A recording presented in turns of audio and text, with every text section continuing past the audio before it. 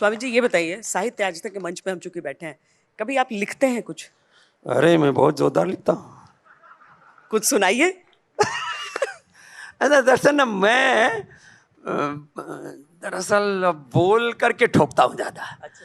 तो कविताएं मैंने कम लिखी हैं, वो आचार्य बालकृष्ण जी लिखते हैं हमारे।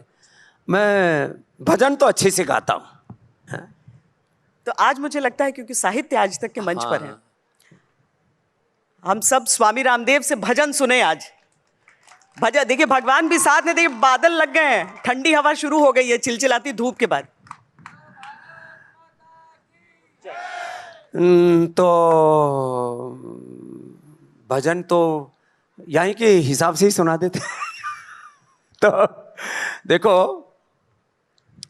अमृत है हरि नाम जगत में, अमृत है हरि नाम जगत में, इसे छोड़ विषय विष पीना क्या, हरि नाम नहीं तो जीना क्या, हरि नाम नहीं तो जीना क्या।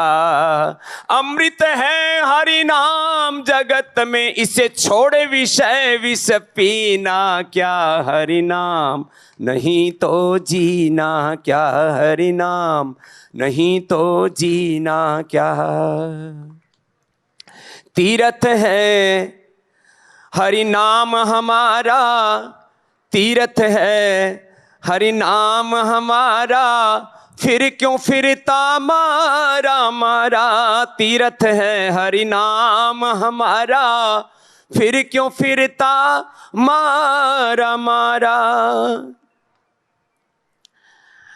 अंत समय हरि नाम न आए, अंत समय हरि नाम न गाए, फिर काशी और मदीना क्या, हरि नाम नहीं तो जीना क्या, हरि नाम नहीं तो जीना क्या।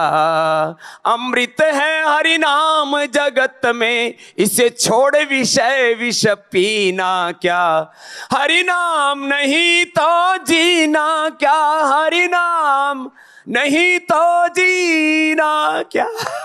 तो देखो, भगवान का नाम उसको छोड़ करके कोई कोल्ड ड्रिंक पिए जा रहा है, कोई पता नहीं सॉफ्ट ड्रिंक के नाम पर, कोई तो उसे पूरा का पूरा ही ड्रिंक ही पूरा पिए जा रहा और आदमी खोखला हुए जा रहा है। इसलिए सब साहित्य में दो हर तरह की बात है। साहित्य में अश्लीलता भी है और साहित्य में शालीनता की भी पराकाष्ठा है, ज्ञान की भी पराकाष्ठा है, सौंदर्य की भी पराकाष्ठा है, और वो सौंदर्य में सात्विकता भी है।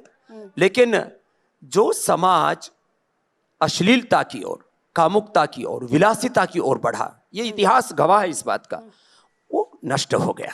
पर क्या इसलिए एक बात मैं बस कहूंगा श्वेता जी, इस संदर्भ में कोई व्यक्ति आता है, कोई साहित्य के नाम पर, कोई क्रिएशन के नाम पर, किसी फिल्म के नाम पर, आजकल बहुत सारी मूवीज बनती हैं, बहुत सारे अलग अलग प्रकार के, और क्या क्या नूड फिल्में, हमें तो उनका पता भी नहीं क्या क्या होता है, हमने देखी भी नहीं कभी, लेकिन सुना है लोगों से, और वो हमारी उत्तेजनाओं को, वासनाओं को जगा जाते हैं, और वो फिर कोई भी 3, 5, 7 साल की बेटी दुराचारियों और व्यभिचारियों की हवस का शिकार हो जाती है। तो ये जो आग लगाने वाले लोग हैं, कोई भोगों के आग लगा रहा है वासना की, कोई अलग अलग प्रकार के विद्वेष की आग लगा रहा है, हिंदू और मुसलमान के नाम पर हमें लड़ा रहा है, कोई और बेईमानी की आग लगा रहा है, दूसरे लोग आग लगा करके चले जाते हैं और जलता है समाज। तो ये इस जलन और तपन को हम बुझाना चाहते हैं, और उसके लिए योग की अलग जगाए हुए हैं। लोगों को थोड़ा सा कंफ्यूजन हो जाएगा स्वामी जी, कि आप कह रहे हैं कि जो हिंदू मुसलमान को लड़ाता है, और ऐसा लगेगा कि, ऐसा मुझे लगा कि जब हिंदू राष्ट्र और सनातन राष्ट्र की बात आप कर रहे थे, तो उसमें से एक समुदाय का नाम आपने नहीं लिया था।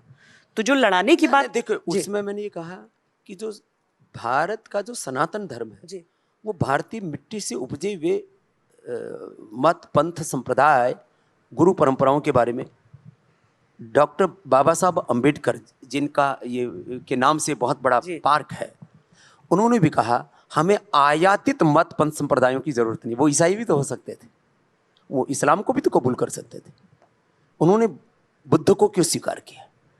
तो मुझे इस्लाम से आपत्ति नहीं है, मुझे ईसाइयत से आपत्ति नहीं, और उसमें भी शाश्वत मूल्य हैं, उनमें भी सनातन मूल्य हैं, लेकिन आंशिक तौर पर है। तो भारत और भारतीयता के परिप्रेक्ष्य में जब हम बात करेंगे, और मैं तो कहता हूं, जैसे मैं कह रहा हूं कि हिंदू भी सनातनी है, जैन बौद्ध सिख सब सनातनी है, ऐसे हमारे मुसलमान भाई भी आकर के बोले कि हम भी सनातनी हैं, ईसाई बोले हम भी सनातनी, हमें तो खुशी होगी।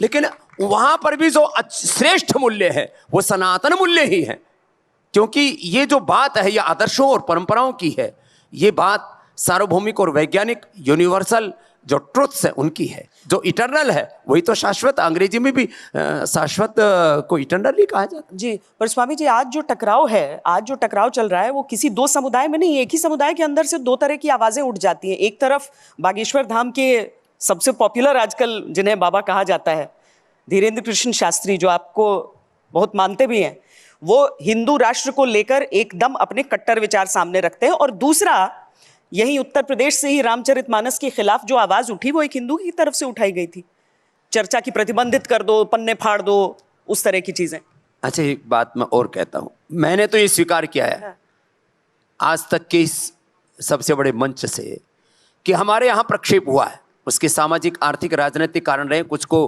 प्रलोभन दे करके, कुछ की जो है गर्दन पर तलवार रख करके, और एक पूरी षड्यंत्र के तहत कुछ हमारे यहाँ प्रक्षेप हुए, हम तो मानते हैं, उनको स्वीकार करते हैं। क्या इस्लाम के अंदर जितने भी उनकी कुरान में आयतें हैं, क्या वो 100% सही है? मूल कुरान को छोड़ दीजिए आप, उनमें जो हदीसों के नाम पर खलीफाओं ने जो उसके अंदर मिलावट कर रखी है, कोई आकर के किसी जैसे मैंने स्वीकार किया कि हमारे यहाँ मिलावट हुई है, मैं मानता हूं, ऐसे ही ईसाइयों में जो बाइबल के अंदर जो मिलावटें हुई हैं, उसमें जो गपोड़े लिखे हुए बहुत सारे, क्या कोई आकर के मन से ऐसे स्वीकार कर सकता है? महर्षि दयानंद ने साहस किया था। मैं चाहता हूं कोई सत्यार प्रकाश पढ़ करके दिखे। पहले उन्होंने अपने यहां पर जो कुरीतियां थी, ढोंग आडंबर पाखंड अंधविश्वास था, उसका कि उन्होंने जड़ें उखाड़ी, और फिर उन्होंने सबको भी कहा अपने अपने मत पंथ संप्रदायों को, अपने अपने धर्म ग्रंथों को देखो, और वहां पर जो कुरीतियां हैं उनको दूर करने के लिए साहस करो। तो ये तो मैं आह्वान कर रहा हूं, मुझे लगता है कहीं ना कहीं से कभी ना कभी तो कोई आवाज उठेगी और ये धर्म का शुद्धिकरण होगा।